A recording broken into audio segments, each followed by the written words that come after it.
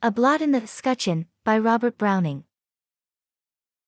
Act 1, Scene 1. The interior of a lodge in Lord Tresham's park. Many retainers crowded at the window, supposed to command a view of the entrance to his mansion. Gerard, the warrener, his back to a table on which are flagons, etc. First retainer ay, do. Push, friends, and then you'll push down me. What for? Does any hear a runner's foot, or a steed's trample, or a coach wheel's cry? Is the earl come or his least pursuivant? But there's no breeding in a man of you save Gerard yonder. Here's a half place yet, old Gerard. Gerard. Save your courtesies, my friend. Here is my place. Second retainer. Now, Gerard, out with it. What makes you sullen, this of all the days, the year? Today that young rich bountiful handsome Earl Mertown, whom alone they match with our Lord Tresham through the countryside, is coming here in utmost bravery to ask our master's sister's hand? Gerard. What then? Second retainer. What then? Why, you, she speaks to, if she meets your worship, smiles on as you hold apart the boughs to let her through her forest walks, you, always favourite for your no-deserts, you've heard, these 3 days, how Earl Mertown sues to lay his heart and house and broad lands too at Lady Mildred's feet, and while we squeeze ourselves into a mousehole lest we miss one congee of the least page in his train, you sit, one side, there's the Earl, say I, what then? Say you. Third retainer. I'll wager he has let both swans he tamed for Lady Mildred swim over the falls and gain the river. Gerard. Ralph, is not tomorrow my inspecting day for you and for your hawks? Fourth retainer. Let Gerard be. He's coarse-grained, like his carved, black crossbow stock. Ha, look now, while we squabble with him, look. Well done, now, is not this beginning, now, to purpose? First retainer. Our retainers look as fine, that's comfort.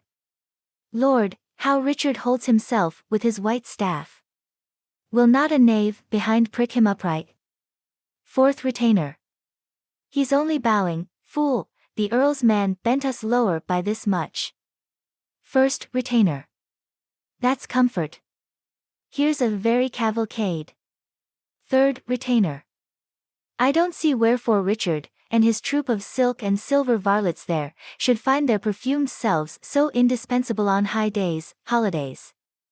Would it so disgrace our family, if I, for instance, stood, in my right hand a cast of Swedish hawks, a leash of greyhounds in my left, Gerard?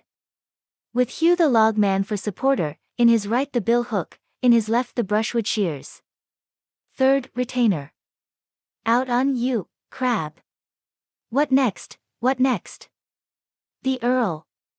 First retainer. Oh Walter, groom, our horses, do they match? The Earl's? Alas, that first pair of the 6, they paw the ground, Walter. And that brute just on his haunches by the wheel. Sixth retainer. I.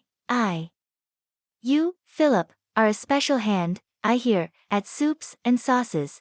What's a horse to you? D'ye mark that beast they've slid into the midst so cunningly?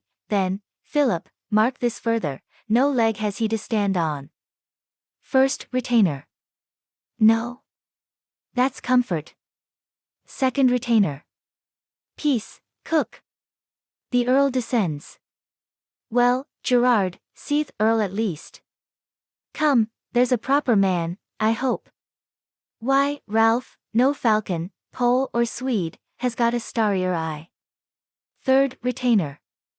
His eyes are blue, but leave my hawks alone. Fourth retainer. So young, and yet so tall and shapely.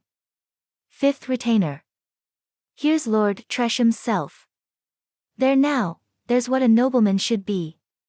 He's older, graver, loftier, he's more like a house's head. Second retainer. But you'd not have a boy, and what's the Earl beside, possess too soon that stateliness? First retainer. Our master takes his hand, Richard and his white staff are on the move, back fall our people, tsh, there's Timothy sure to get tangled in his ribbon ties, and Peter's cursed rosettes coming off. At last I see our Lord's back and his friends, and the whole beautiful bright company close round them, in they go. Jumping down from the window bench, and making for the table and its jugs. Good health, long life, great joy, to our Lord Tresham and his house. 6th Retainer. My father drove his father first to court, after his marriage day, did he. 2nd Retainer. God bless Lord Tresham, Lady Mildred, and the Earl. Here, Gerard, reach your beaker. Gerard. Drink, my boys. Don't mind me, all's not right about me, drink. 2nd Retainer, aside. He's vexed, now, that he let the show escape. To Gerard. Remember that the Earl returns this way. Gerard. That way. 2nd Retainer. Just so. Gerard.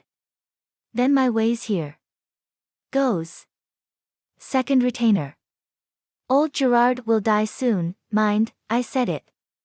He was used to care about the pitifullest thing that touched the house's honour, not an eye but his could see wherein, and on a cause of scarce a quarter this importance, Gerard fairly had fretted flesh and bone away in cares that this was right, nor that was wrong, such point decorous, and such square by rule, he knew such niceties, no herald more, and now, you see his humour, die he will.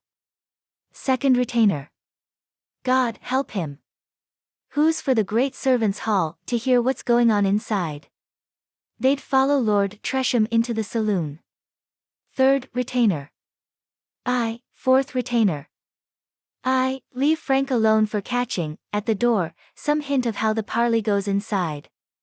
Prosperity to the great house once more. Here's the last drop. 1st Retainer. Have at you.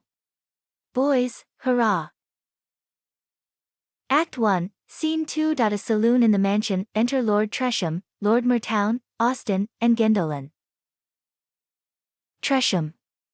I welcome you, Lord Mertown, yet once more, to this ancestral roof of mine.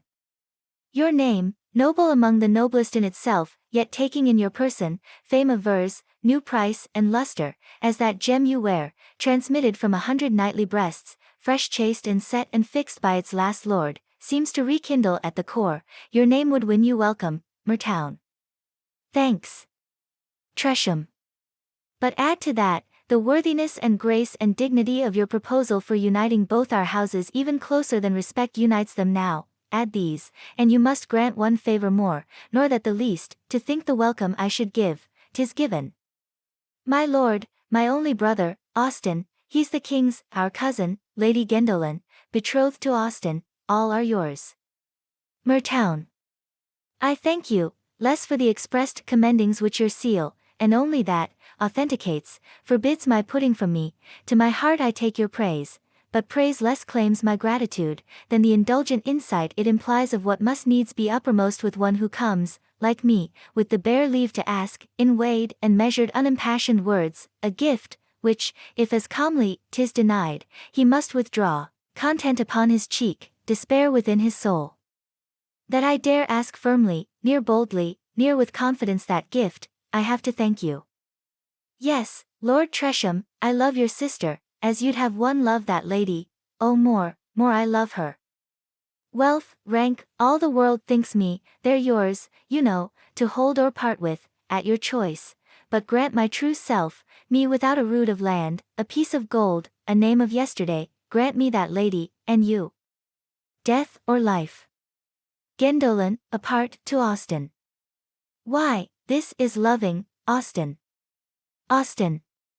He's so young. Gwendolen. Young? Old enough, I think, to half surmise he never had obtained an entrance here, where all this fear and trembling needed. Austen. Hush. He reddens. Gwendolen. Mark him, Austen, that's true love. Ours must begin again. Tresham. Will sit, my lord. Ever with best desert goes diffidence.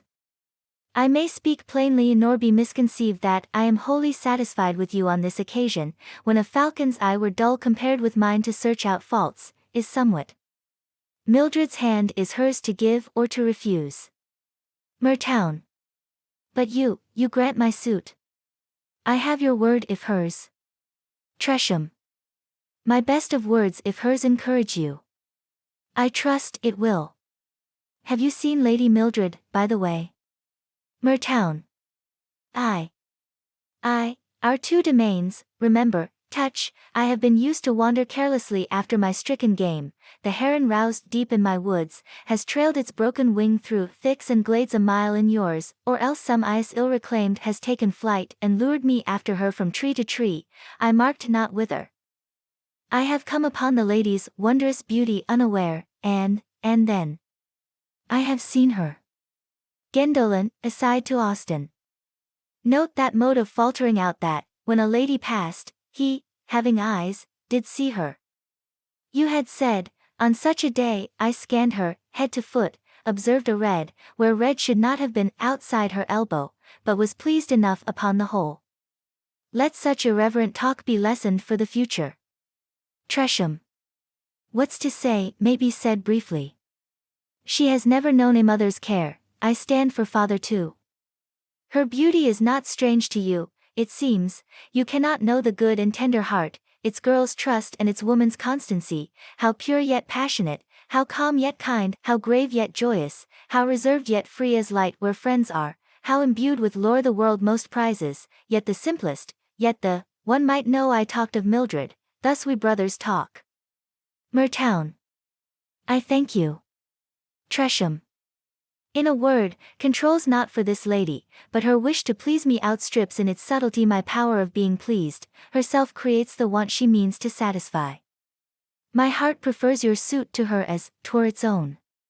Can I say more? Mertown. No more, thanks, no more. Tresham. This matter then discussed. Mertown. Will waste no breath on aught less precious. I'm beneath the roof which holds her, while I thought of that, my speech to you would wander, as it must not do, since as you favor me I stand or fall that I pray you suffer that I take my leave. Tresham. With less regret, 'tis suffered, that again we meet, I hope, so shortly. Mertown. We? Again, ah yes, forgive me, when shall, you will crown your goodness by forthwith apprising me when, if, the lady will appoint a day for me to wait on you, and her. Tresham. So soon as I am made acquainted with her thoughts on your proposal, howsoe'er they lean, a messenger shall bring you the result. Mertown.